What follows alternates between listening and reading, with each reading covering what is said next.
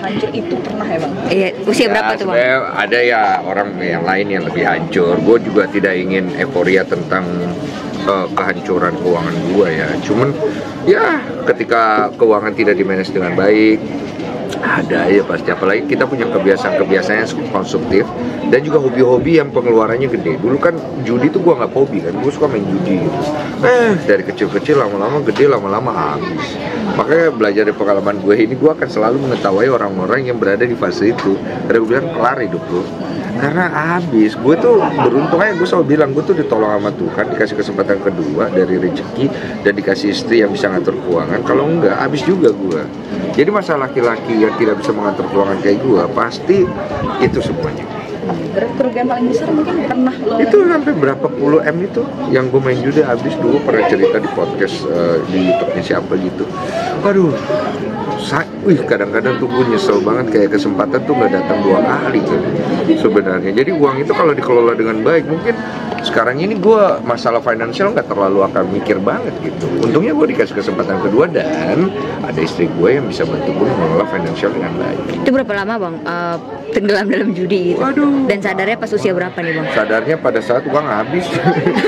Itu usia berapa Semua Bang? orang akan sadar kalau uangnya udah nggak ada dan nggak ada lagi yang bisa dijual gitu. Kalau dia bisa jual istrinya, dijual istrinya.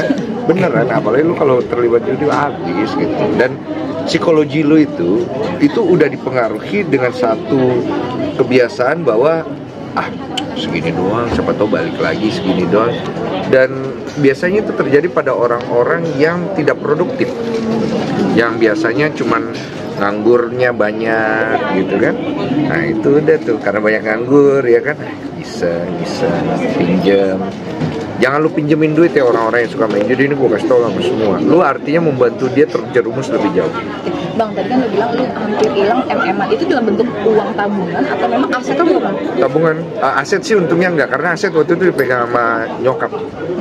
Jadi gue nggak berani minta sama dia. Tapi kalau semua yang dipegang sama kita, ketika kita kecanduan begituan pasti kita pakai. Yang bikin lu candu tuh judi ya, terus narkoba. Narkoba tuh mainnya di saraf tuh. Terus kemudian perempuan ya. Tadi yang lainnya. Iya, tapi perempuan sih nggak semahal 2 ini nih. Iya kan, karena perempuan itu murah hati dia ya. Walaupun sudah disakiti masih aja dia ingin membiarkan dia kembali ya. Terus apalagi ya yang gede itu sih. Ya itu sih. Kalau alkohol sih enggak sih, karena alkohol kan ketika lambungnya udah masalah dia pasti stop kan. Itu sih.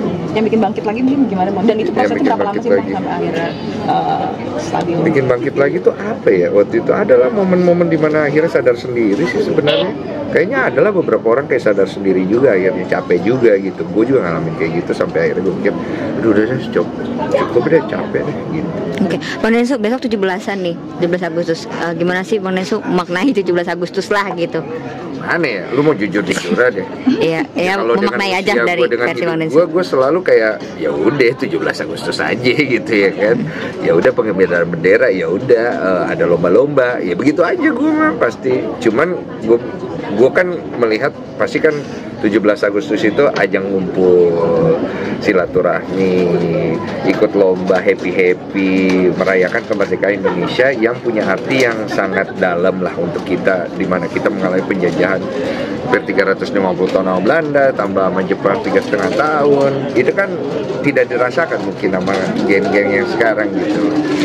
Dan gue juga ngerasa bahwa permasalahan politik dan juga demokrasi di Indonesia ini sangat mempengaruhi nasionalisme seseorang, terutama tentang benturan-benturan yang sering terjadi dari banyak faktor gitu. Tingkat kepercayaan masyarakat terhadap pemerintah, permasalahan agama yang terbentur, dan banyak hal lain yang dibiarkan terjadi di Indonesia itu membuat gue melihat 17 Agustus itu udah maknanya udah beda banget sama dulu waktu gue masih kecil. 17 Agustus masa kita kecil itu punya meaning yang lebih deep aja gitu. Kalau sekarang ya udah hari kemerdekaan aja gitu. Ya semoga bisa kembali ke masa-masa itulah dimana kita melihat 17 Agustus itu bukan hari yang mudah loh untuk bisa sampai di titik itu. Makna merdeka Bang buat Abang sendiri? Buat saya merdeka, kita bisa tidak terikat oleh ketakutan kita. Itu merdeka. Bang, kalau 17-an biasanya ada agenda apa sih kalau dari Bang Densu? Lomba-lomba. Aku ya? Oh iya, lomba-lomba atau Eh, dari lu mau lomba apa? perusahaan Bagi duit dari ya? Bang Gua Densu? tanya anak-anak gue. Iya, ikut doang. Saya mah tergantung anak buah gue happy lah. Nanti kita bikin lomba-lombaan lah. Soalnya kan gue orang kerja ya. Gue kan nggak terlalu main di komplek gitu. Tapi kalau biasanya ada ya, kalau gue rasa ada waktu gue ikut-ikut aja. Seru aja sih kalau buat bapak-bapak kayak gue makan kerupuk, lomba masukin apa kan lucu aja gitu. Biasanya tapi gimana kalau tahun-tahun kemarin? Tahun Yang kemarin, udah yang gue lagi udah lewat kerja. aja. Biasanya 17 Agustus gue lagi kerja. Besok tuh 17 ya? Bukan besok ya? Besok. Besok. Iya. Gue sih kerja nggak banyak sih, kayaknya bisa lah ikut-ikut perlombaan apa gitu.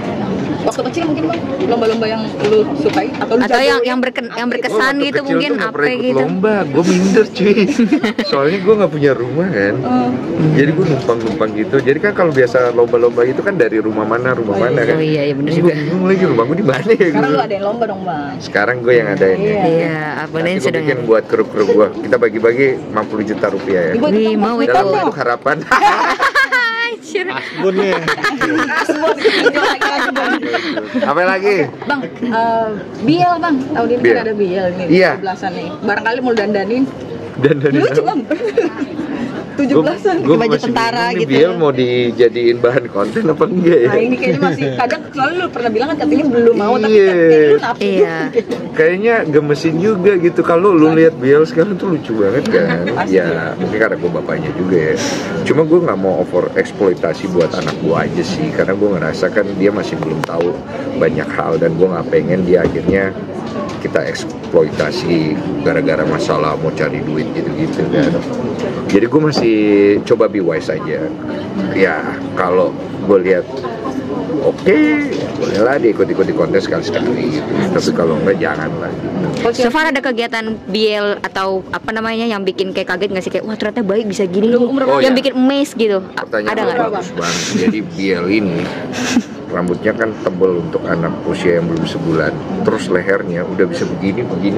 Oh iya dah. Itu cepet Bang. Dan gue panik cuy, karena setahu gue kan lembek ya. Jadi kan begitu dia begini gue langsung begini. Tapi dia baik-baik aja, dia bisa tahan gitu. Terus dia begini, terus dia begini, terus dia bisa tidur miring cuy. Oh. Iya. Dia bingung ya. Belum sebulan Bang. Jadi kan Anak gua gini belum terlentang kan. Tidur gini. Itu tidur gitu, bisa gitu. Kayak siapa tuh kalau ada Bang Densu? Kayak gue sih memang kata istri gue kayak gue. Terus dia itu bisa lompat. Lompat dari mana? Jadi kan Kayak dia gimana kalau tuh? tidur terlentang gitu, kalau pas digantiin bajunya, kan ada mejanya tuh. Itu harus diperhatiin baik-baik, karena dia akan lompat, dia ngedorong kaki bawahnya gitu. Dok, dia bisa mental ke sono cuy. Gue kaget itu, mbaknya juga kaget, istri gue kaget. Gitu, karena jauh, karena kuat kakinya. Itulah beberapa hal uniknya Biel so far ya. Itu kan perkembangan biel juga masih pakai misalkan vaksin dia. Iya, baru tadi vaksin polio kedua. Iya, berarti lu udah ngerti nih yang polio 1. Mulai paham, karena gue akhirnya mempelajari suatu hal yang tidak pernah gue pelajari. Gue tuh udah cukup kenyang ya sama hidup gue sebagai laki-laki dengan kesinggelan gue. Gue kan ngulik cukup banyak ya masalah hidup gue dengan kelaki-lakian gue ya. Anjay. Sekarang ke bapak-bapak.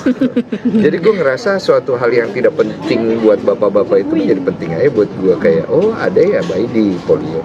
Dan buat cewek itu kan penting. Buat bapak-bapak biasanya nggak tahu. Tapi buat gue jadi penting aja. Dan gue nggak berusaha untuk membuat image bahwa gue bapak yang baik ya. Gue bukan bapak yang baik. Gue belajar untuk jadi bapak yang ya sebaik-baiknya aja. Tapi Bang Densu sampai punya dokter spesialis sendiri nggak sih? Maksudnya untuk konsul aja atau ganti-ganti atau lebih ini aja Dokter gitu ikut khusus. Olive. Kita dokter mah yang mana aja yang baik bagus. Nah, semua dokter kan pasti punya kelebihan, dan kita nggak mau terlalu mengeksklusifkan hidup kami, anak kami, karena menurut saya itu nggak baik buat perkembangan mental dia. Dia harus belajar untuk hidup apa adanya aja, kenyataan hidup seberat apapun itu gitu. Bang, ya drama ditindik dulu Bang. Udah ditindik? Oh iya udah, Iya, dia iya, baru 2 hari kan ditindik langsung, kata dokternya kalau mau tindik sekarang. Karena pada saat itu dia belum berasa terlalu sakit, katanya pas berapa hari itu, 2 hari atau 3 hari gitu. Terus akhirnya udah tindik aja, gue bilang beli yang apa emasnya, antingnya yang nggak alergi gitu, yang bulat gitu, yang dianya juga hati-hati alergi lah gitu. Udah. Jadi lucu aja gitu. Tadi mau nyari dragon yang karena dia ndang nggak ya. ketemu, jadi beruang Pak. Beruang apa sapi ya? Ya udahlah, nggak apa-apa, lucu aja. Cualive-nya gimana? Ci Olivia gimana ngeliat anaknya ditindik drama-drama nggak atau? Enggak sih, Ciolip mah orangnya juga nyantai gitu. Kita apa ya? Kita nggak terlalu gimana sama anak gitu. Malah apa lagi namanya, kita tuh kayak nggak mau terlalu overprotective atau terlalu apa ya, over karena care-nya yang berlebihan gitu, nggak bagus gitu ya, secukupnya ya. Bang, tau gak sih agenda selanjut imunisasinya apa? Nextnya, hepatitis. biasanya ngikutin. Kalau nggak salah ya, hepatitis ya. Iya, 3-4 bulan. Yoi. Bang, Lu jangan ngetes gue.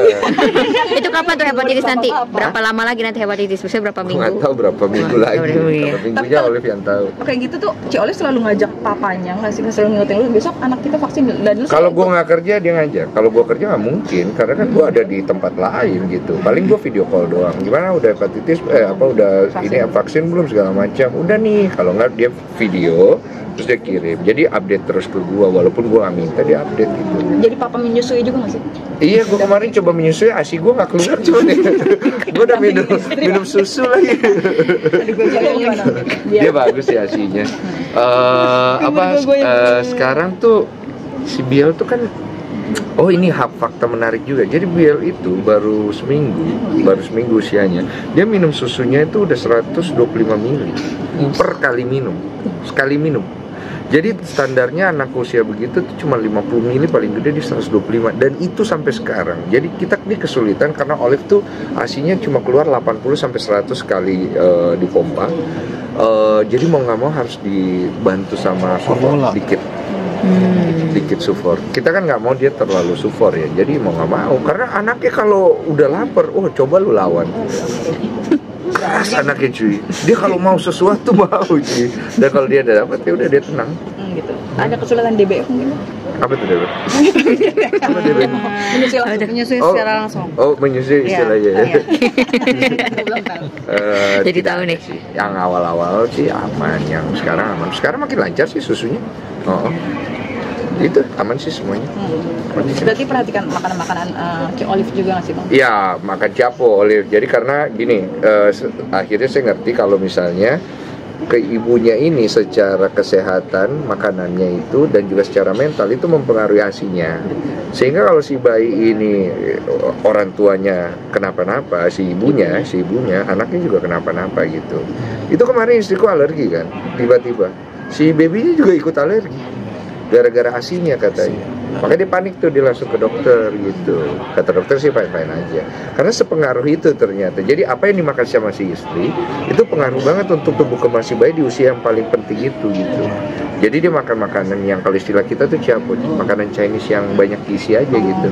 Dan dia cukup disiplin karena apa ya, Olive itu selalu ingin ngasih yang terbaik buat anaknya pasti.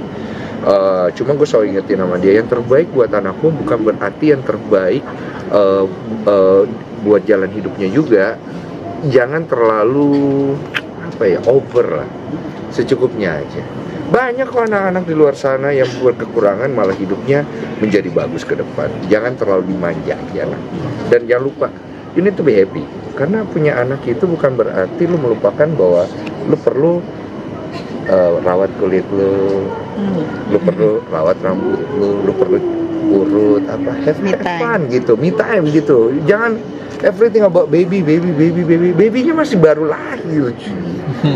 Iya, dia masih lama bertumbuh kembangnya, udahlah take your time lah gitu. Kadang-kadang istri kan suka lupa gitu. Iya lagi. Iya lagi. Curhat nih, Bang. Makanya